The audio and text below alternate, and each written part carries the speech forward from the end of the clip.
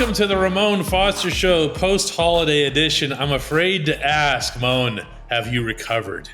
I have. Today is my reset day. Like, I've had just in general, I've been chilling.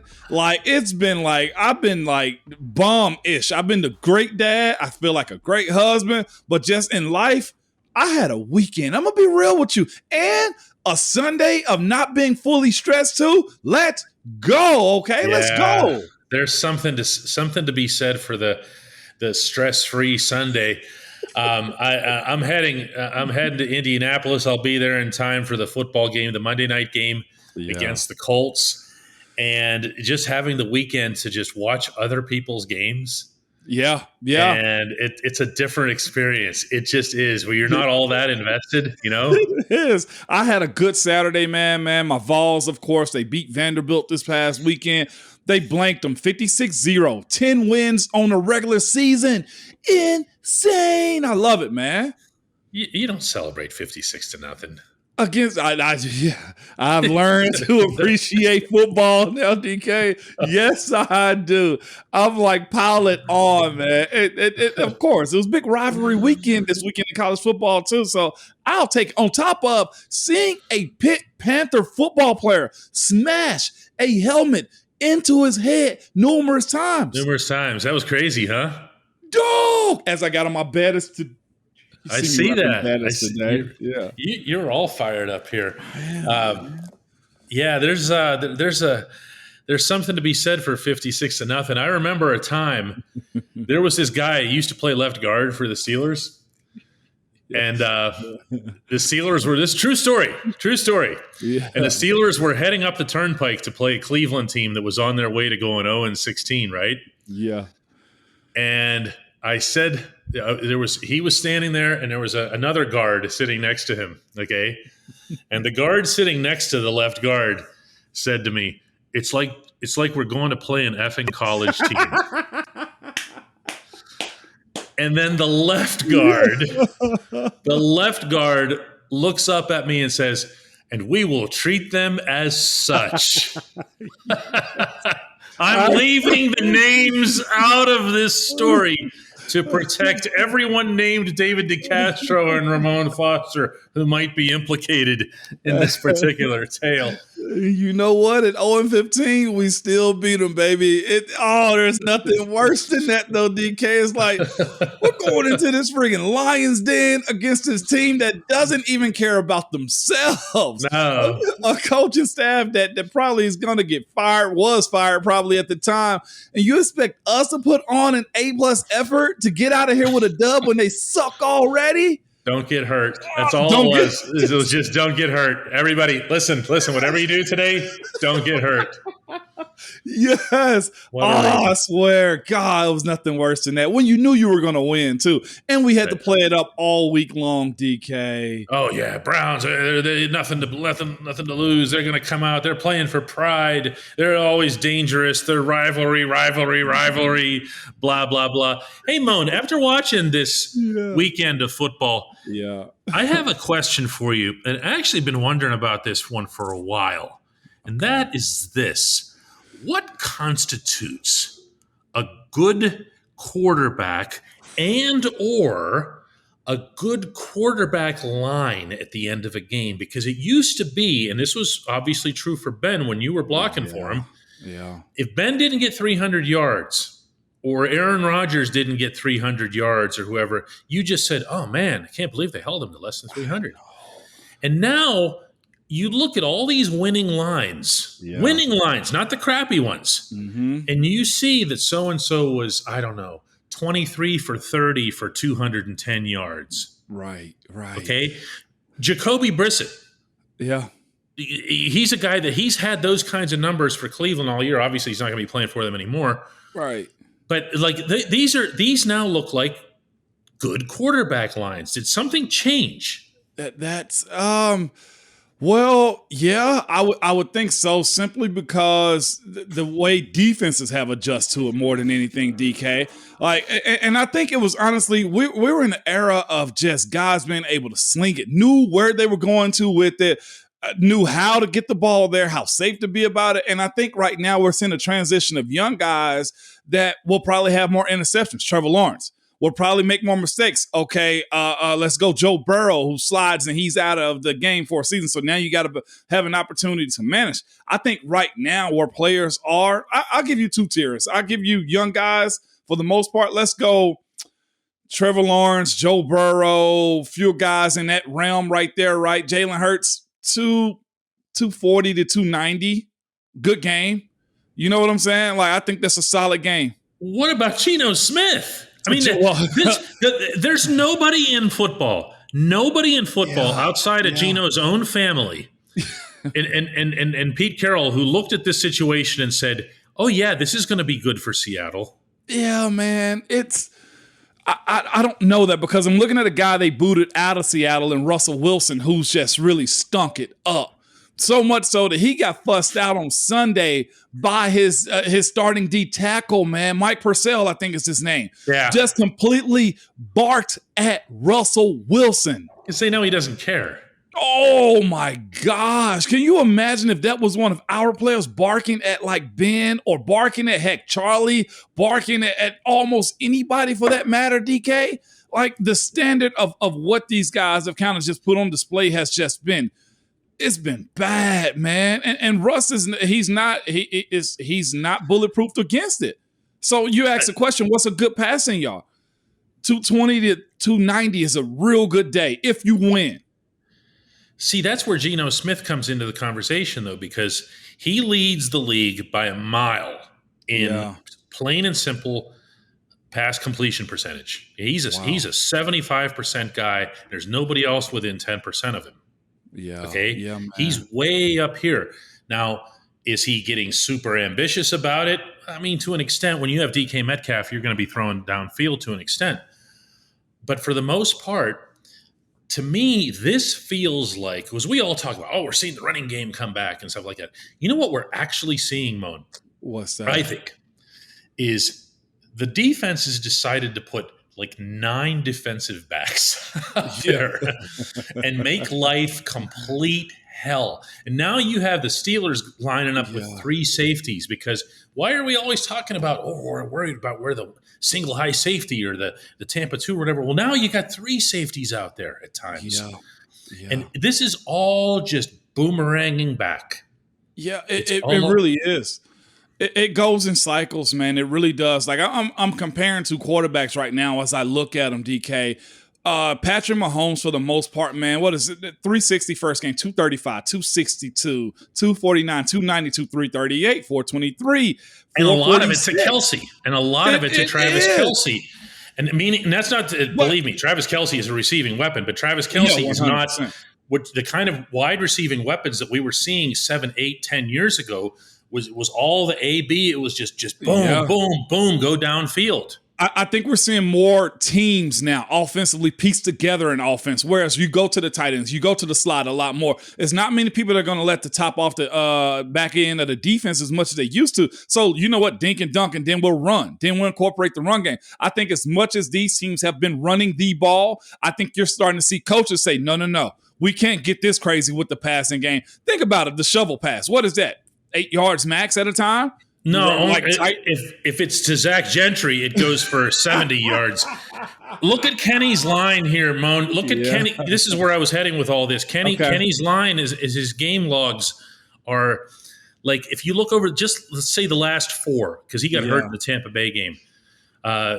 32 of 44 for 257 yards, 25 of 38 for 191, 18 of 30 for 199. And then just now against the Bengals, 25 of 42 for 265. He's right in that bracket there. He's got a 65.4 completion percentage. He's cut out the interceptions, at least for a couple of weeks.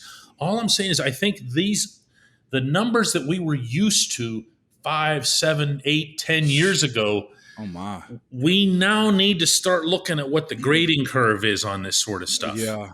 I think it's going to be rare to see 3 quarterbacks in the weekend the way we saw Ben, Tom, and Aaron Rodgers, or Ben, Drew Brees, and Aaron Rodgers have 500 yards in a weekend. 500 yards. Yeah. It's not there anymore.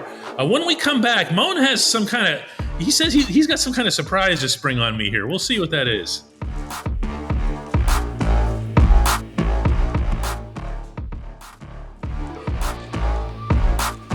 Welcome back to the Ramon Foster Show, and this segment is all about I have no idea. Ramon has something. Go ahead, Ramon.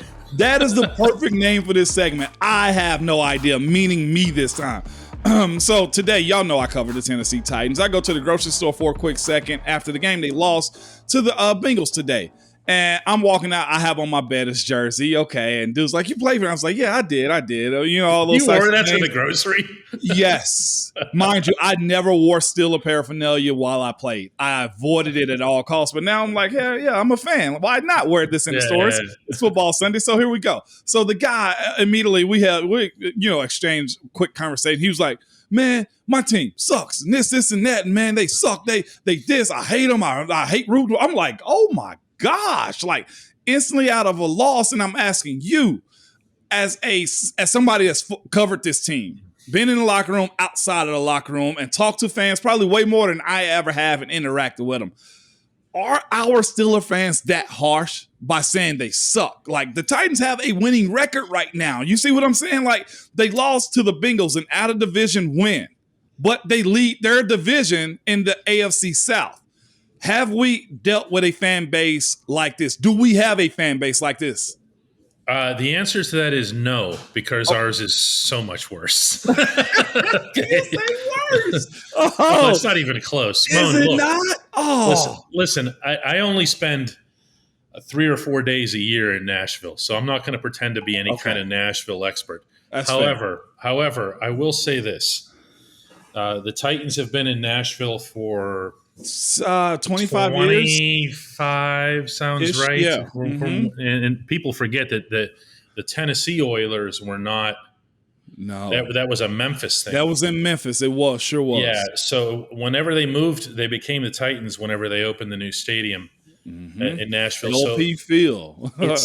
Moan, there's no comparing a market where the team is in the blood. Okay. Yeah. It's been passed down, and some of your fondest memories of if you lose parents or grandparents or the times that you spent with them at a Steelers game or Penguins or Pirates or whatever it is. And you have Nashville, which is a growing city with a lot of outside people still coming in. Most of the people who do come into Nashville are, of course, there for the music scene or musicians themselves. Entertainment. Right. And now while they get into the sports while they're there, right. That's how I think of Nashville, because between the Titans games that I've covered, the Predators games that I've covered, including when the Predators were facing Pittsburgh in the final, and they were all like, I heard about that. But then Carrie Underwood would come on to sing the anthem, and it was double because that was an even bigger deal. It's not the same. However, to what I think you were actually getting at here, the fans will react emotionally, and they will do so in a way that they want to see it reciprocated or play out on the screen. So you mentioned the scene in Denver over the weekend. Yeah. Okay. Well, that individual, Purcell, is capable of running not just for mayor, but for of governor of Colorado after that. Okay, because what they're living vicariously through him and his emotions. And they see, you mentioned the Pitt kid.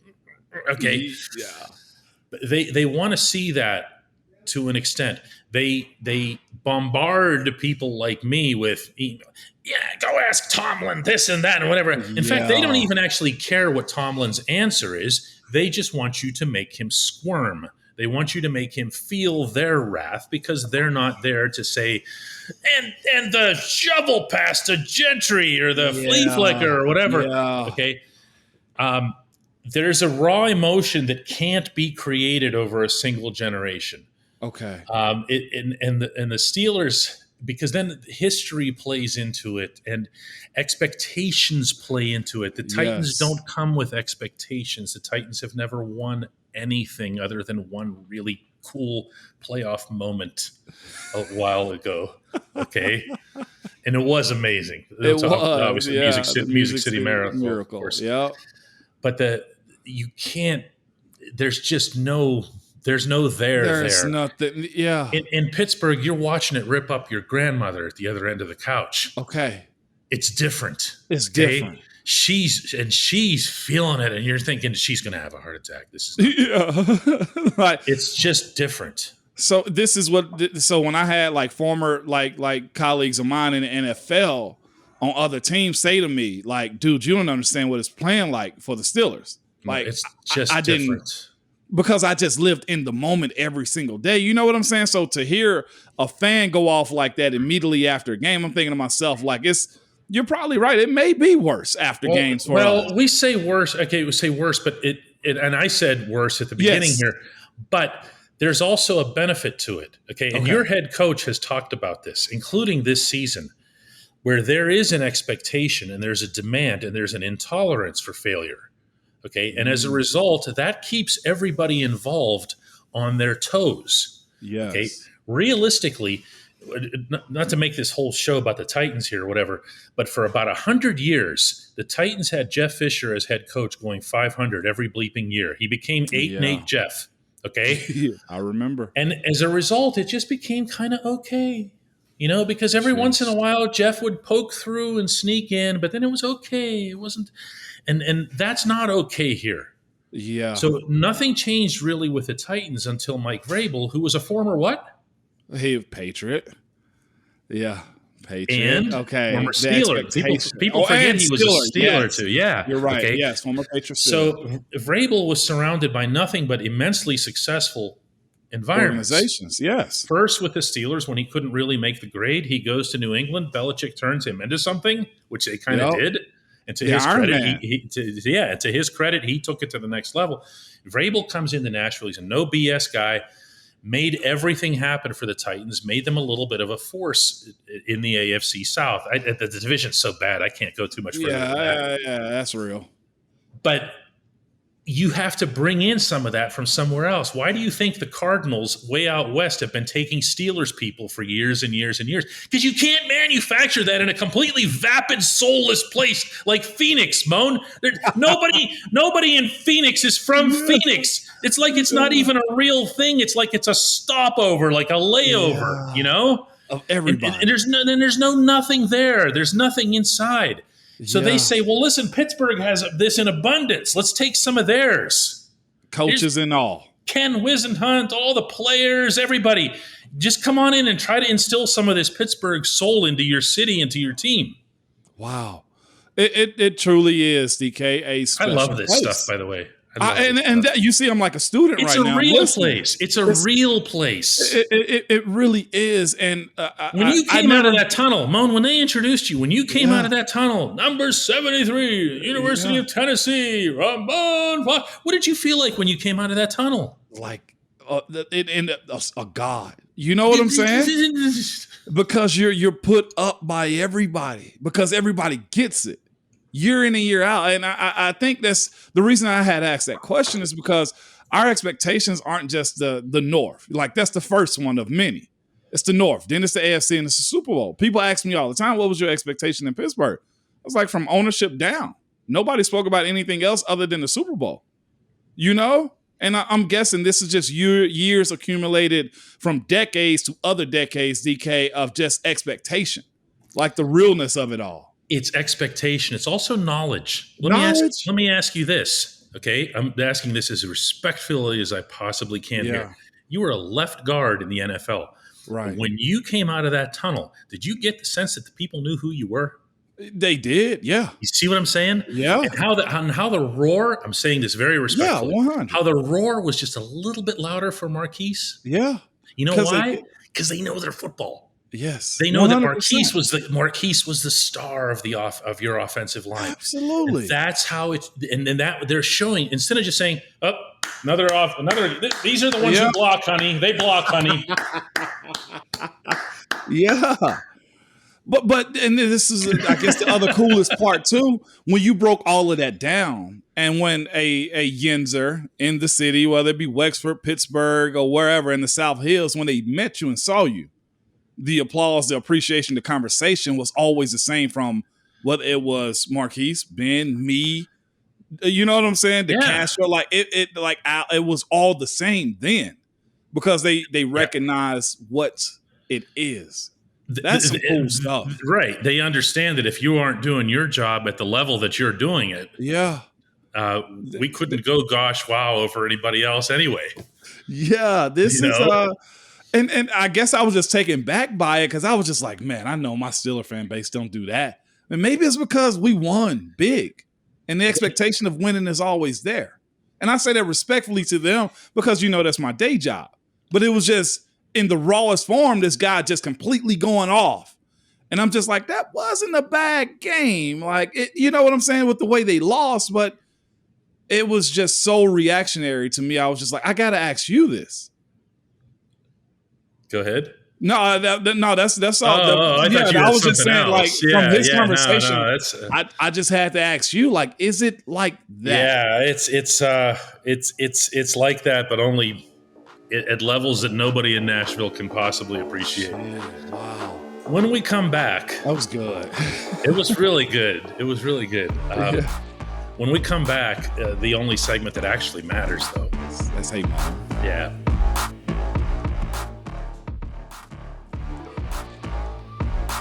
Welcome back to the Ramon Foster Show, and the only segment that matters. It's brought to you by the Get-Go Cafe and Market, where quality is at the core of every menu item.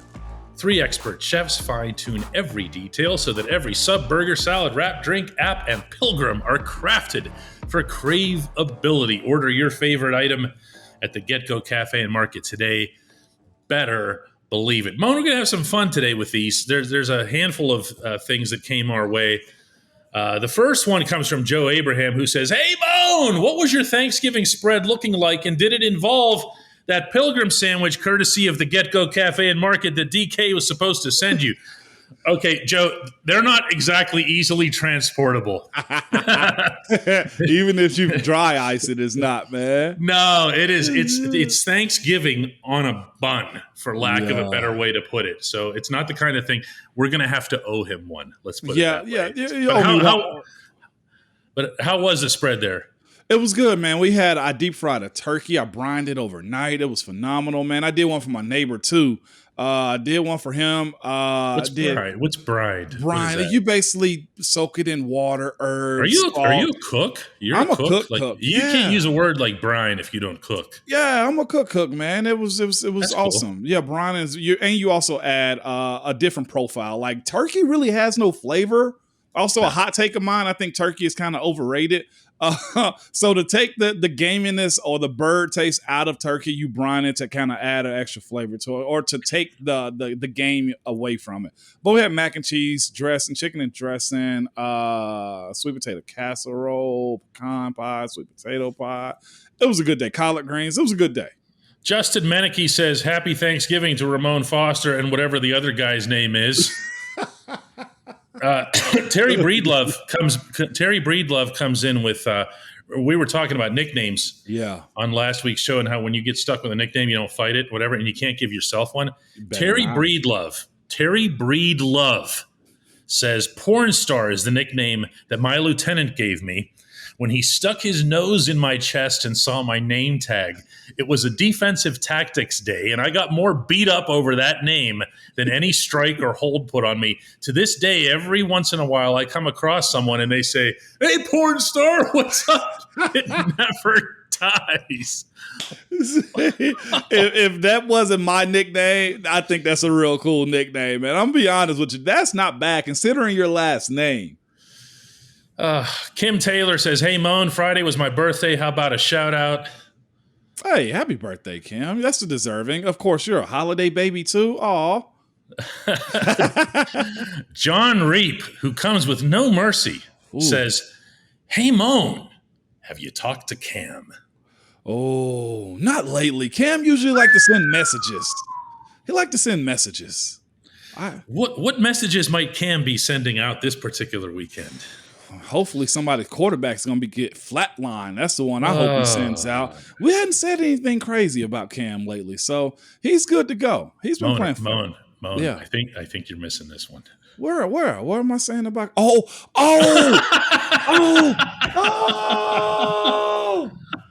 We're talking about rivalry week. You're right. You're right.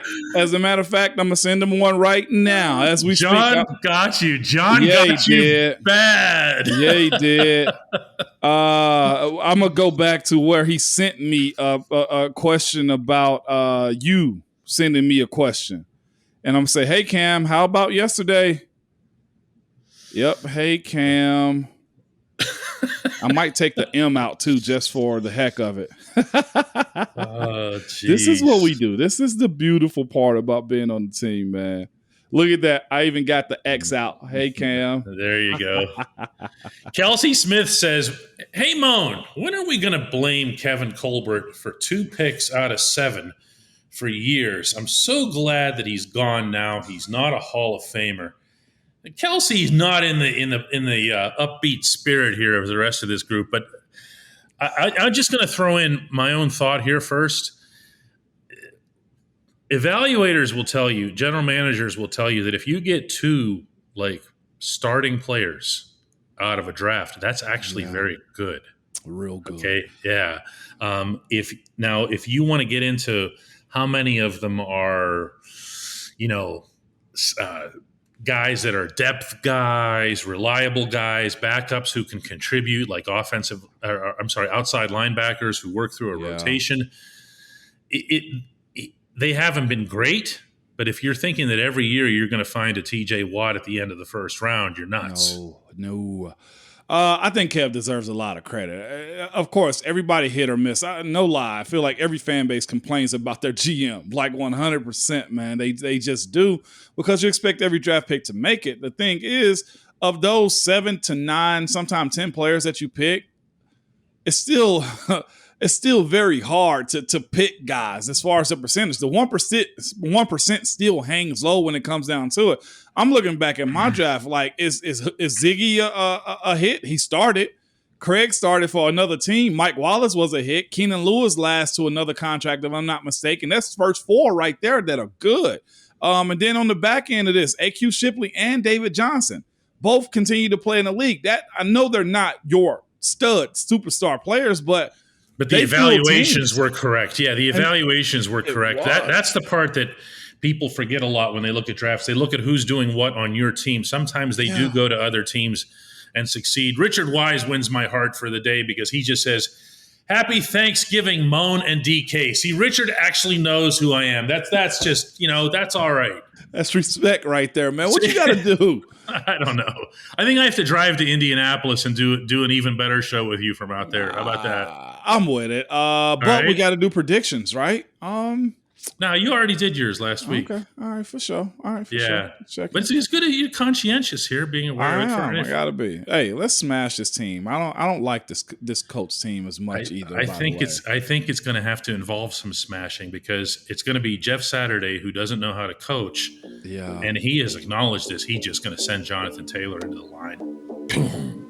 That's so sad, man. But you know what? Okay, outsmash them. Outsmash them. That's all I got. That's all I got. Let's do another one after the game, though. I can't wait to. Hey, let's get this dub. See y'all.